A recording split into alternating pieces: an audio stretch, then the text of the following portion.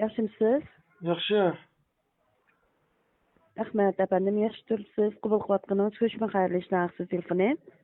Gençim Yedoniki, efendim. Ha.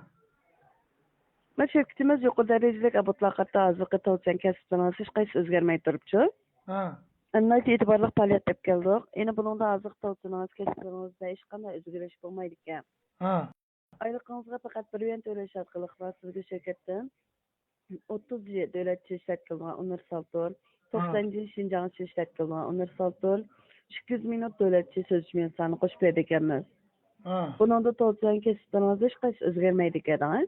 Ha. Faqat oyning 5idan oyning oxirigacha bo'lgan umum iste'molingiz, umum chiqimingiz 60 yuanga yetib bo'lsa bo'ldi ekan.